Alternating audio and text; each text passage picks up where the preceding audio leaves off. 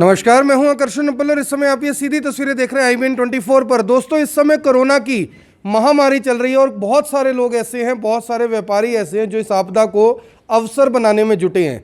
बहुत सारे लोगों को रेमडेसिविर की कालाबाजारी करते हुए पकड़ा गया। बहुत सारे लोग ऐसे जो करियाने के सामान की कालाबाजारी कर रहे हैं। इसके साथ साथ ऑक्सीजन सिलेंडर्स की भी किस तरह से कालाबाजारी हुई है, पुलिस ने, प्रशासन ने उसके ऊपर लगातार किस तरह से कार्रवाई की है, ये भी किसी से छुपा हुआ नहीं है। और ये सब इसलिए हो पाता है क्योंकि लोगों को विश्वास होता है कि कमज़ोर कानून व्यवस्था का कोई ना कोई वकील हमें फ़ायदा दिलवा देगा और शायद ऐसा होगा कि पुलिस हमारे ऊपर कार्रवाई करेगी और हम एक बार फिर से बच जाएंगे।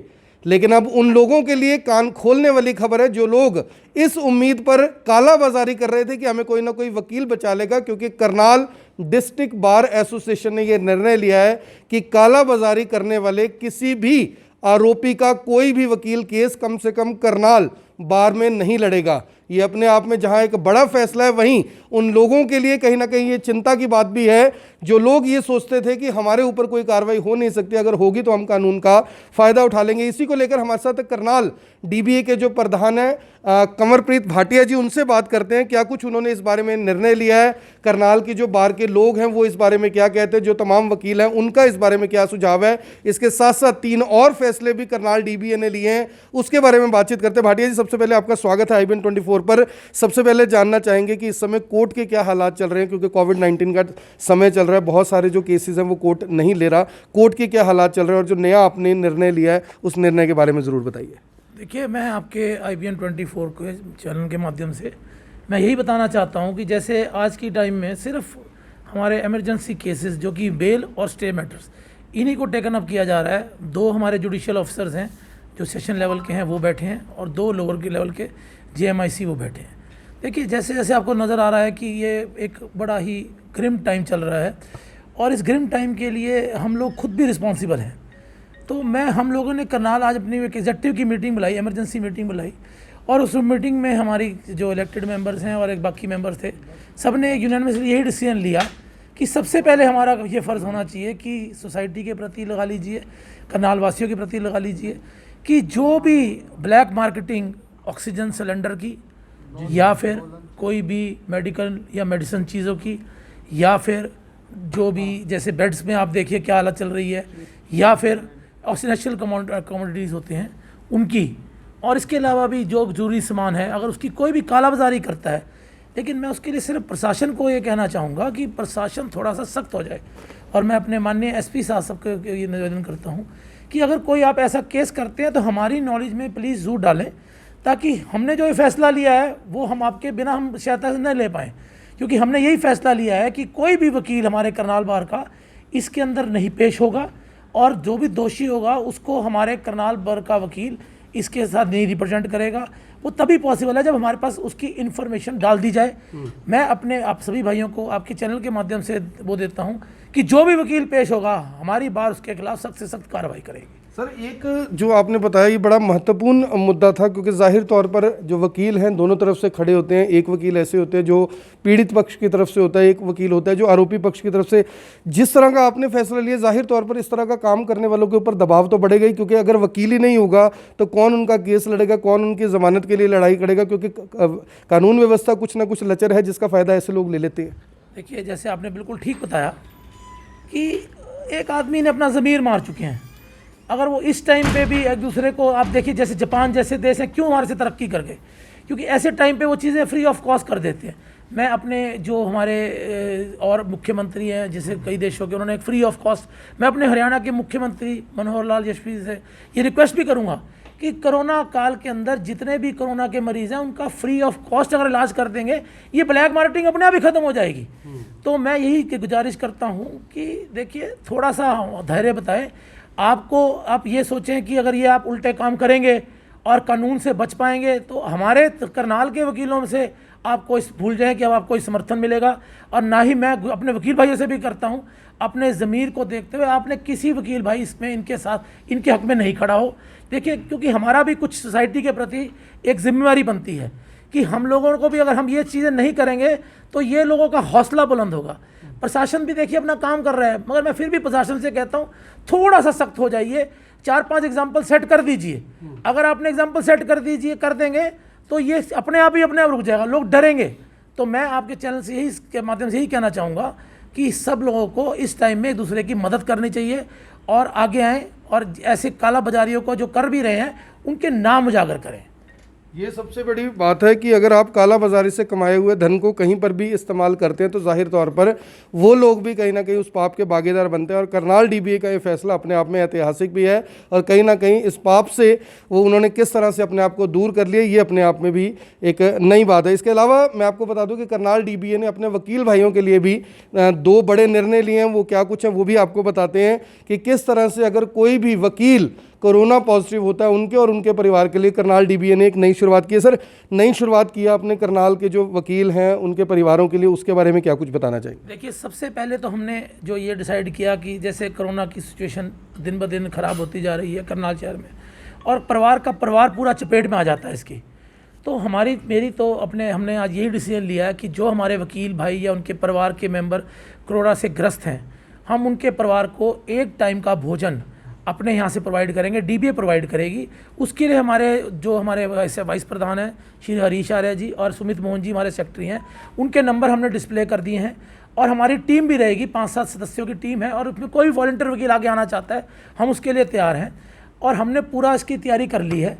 कल से आप 10 बजे से पहले मेरी रिक्वेस्ट है अपने वकील या अपने हमारे पास कॉल करें, आपके चैनल के माध्यम जो देख रहे हैं, और आपके टाइम पे जो लंच का टाइम है उससे पहले आपके जितने भी आप कहेंगे आपके पास भोजन पहुंच जाएगा। दूसरी बात, हमने ये अब CMO साहब को भी और DG साहब को भी लिखा है कि देखिए जैसे सिचुएशन बढ़ती जा रही है, बेड्स की कमी है, तो हमने उनको रिक्वेस्ट किया या तो कल्पना चावला मेडिकल कॉलेज में या फिर कोई प्राइवेट अस्पताल में हमारे वकील की फैमिली के लिए, वकीलों के लिए कुछ बेड्स कोविड के लिए टाइम में कर दिए हैं। अगर वो नहीं भी कर सकते, हमारे यहाँ लिटिगेशन हॉल में हमने एक स्पेशल एक रूम बनवाया था, हम उसमें चाहेंगे कि उनमें वहाँ पर हमारा इंतजाम कर दें, हम उसके लिए थोड़ा खर्चा हम भी पे करेंगे, ऐसे नहीं है। हमको अगर उसमें ऑक्सीजन सिलेंडर्स मिल जाएँ या मेडिकल स्टाफ मिल जाए। और मैं इसमें DG साहब को और भी रिक्वेस्ट करता हूँ कि करनाल शहर के वासियों के लिए भी एक लिटिगेशन हॉल बहुत बड़ी जगह है, उसमें अगर वो कुछ पार्ट अपना यूज़ करके अपना ही सेंटर वहाँ पर यूज़ कर सकते हैं। क्योंकि देखिए हमारे वकीलों के भाइयों के प्रति भी और करनाल शहर के प्रति भी हमारा एक फ़र्ज़ बनता है कि बहुत अच्छी जगह है, इसको यूज़ करके आप अगर चाहें तो बेड का एक सेंटर 30-40-50 बेड का सेंटर बन सकता है। और एक मेरी CMO साहब से भी गुजारिश है, हमने इससे पहले 3 यहाँ पर वैक्सीनेशन कैंप लगवाए थे। अभी हमें पता लगा वैक्सीनेशन हमारी लास्ट 16/4/2021 को लगी थी, लेकिन उसके बाद से अब तक हमको लगभग देखिए 1 महीना के करीब हो चुका है। मैक्सिमम वकीलों की सेकंड डोजेज लगभग 350-400 वकील इसमें डोजेज लगवा चुके हैं। अभी हमारे पास सेकंड डोज के लिए कम से कम नहीं 100-150 वकील जो हैं वो मेरे पास रोज़ फ़ोन करते हैं, प्रधान जी कुछ हमारा इस बारे में सोचिए।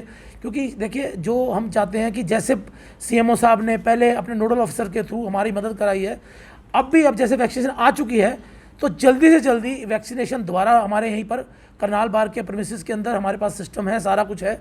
आप प्लीज़ हमारे लिए जल्दी लगवाइए।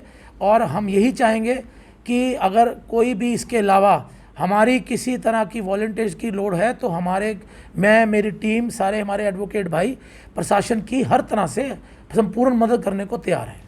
आप समझ सकते हैं कि करनाल का सेक्टर 12 का ये एरिया है, पार्किंग की पूरी व्यवस्था है यहाँ पर, शहर का हार्ट ऑफ द सिटी इसे कहा जाता है। DC office, SP office, district court, GT road सब कुछ नज़दीक है। यहाँ पर भी अगर कुछ बेड लगा दिए जाएँ तो जाहिर तौर पर बहुत सारे लोगों को मदद मिल सकती है। हमारे साथ वाइस प्रेसिडेंट हैं हरीश आर्य जी, उनसे एक बार बातचीत करते हैं। हरीश जी, क्या कुछ कहना चाहेंगे? निर्णय तो DBA ने लिए हैं, पिछली बार भी जब कोविड था तब भी कुछ शुरुआत इस तरह की गई थी, क्या कुछ लोगों से अपील करना चाहेंगे? अभी भी बहुत सारे लोग ऐसे हैं जो कोरोना को लेकर गंभीर नहीं है, मास्क नहीं डाल रहे, दुकानें खोल रहे, जिसे कहते हैं कच्चा लालच कर रहे हैं, क्या कुछ अपील करना चाहेंगे?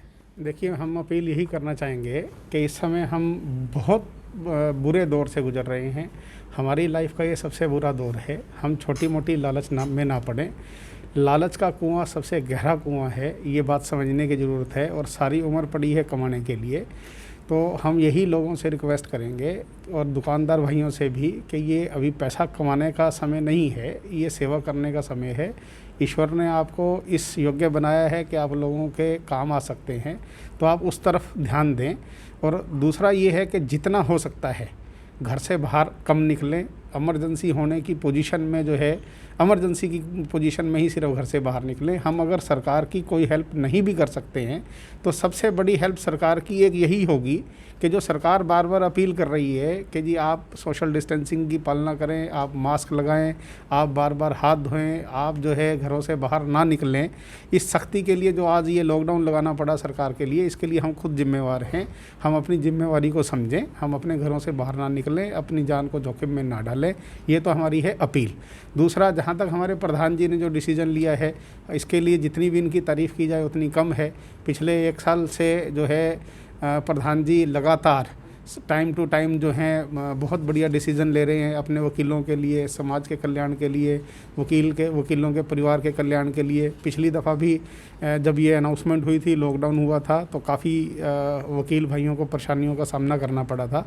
तो उसके लिए प्रधान जी ने, जो हमारे पूर्व प्रधान हैं, जो हमारे बार काउंसिल के मेंबर हैं, उन्होंने भी काफ़ी हेल्प की। हमारे जो सीनियर एडवोकेट्स हैं, जगमाल जटैन जी हैं, वो BS राठौर साहब हैं, हमारे और बहुत से साथी हैं, बहुत सीनियर वकील हैं, उन्होंने हर लिहाज से हमारी हेल्प की, इकोनॉमिकली भी हमारी हेल्प की। तो उसके लिए मैं प्रधान जी का, हमारी पूरी एग्जीक्यूटिव बॉडी जिन्होंने ये डिसीज़न लिया, उनके लिए जितनी उनकी तारीफ़ की जाए उतनी कम है। और वैक्सीनेशन के प्रोग्राम, जैसे अभी प्रधान जी ने बताया कि अब भी वैक्सीनेशन के 3 कैंप हम लोग यहाँ अपने वकीलों के इंटरेस्ट के लिए लगा चुके हैं। और आगे भी हम 18+ की जो वैक्सीन है उसके लिए हम प्रशासन के साथ हर तरह का सहयोग करने के लिए तैयार हैं।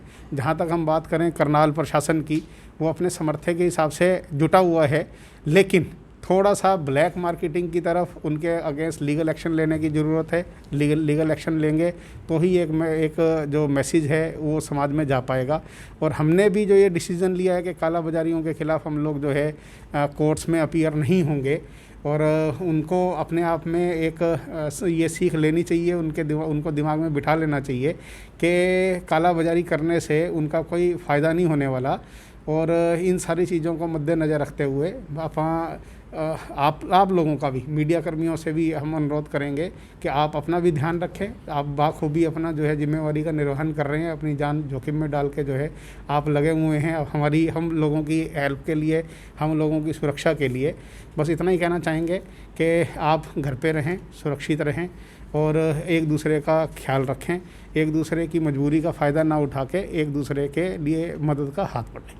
तो आप सभी लोगों से अपील, जो भी लोग इस वीडियो को, इस खबर को देख रहे हैं, इसे साथ के साथ ज़रूर शेयर करें। कम से कम करनाल TBA से प्रभावित होकर मुझे उम्मीद है कि हरियाणा और उत्तर भारत के साथ साथ पूरे देश के अंदर जो भी TBAs हैं वो इस तरह के निर्णय लेंगे ताकि काला बाजारी पर एक किस्म से रोक लगाने की जो शुरुआत है वो हो सके। आप सभी से अपील, इस वीडियो को देखने वाले इस वीडियो को साथ के साथ ज़रूर शेयर करें। आप देख रहे हैं IBN24, मैं हूँ आकर्षण उपल करनाल से, आप सभी के साथ लाइव। धन्यवाद।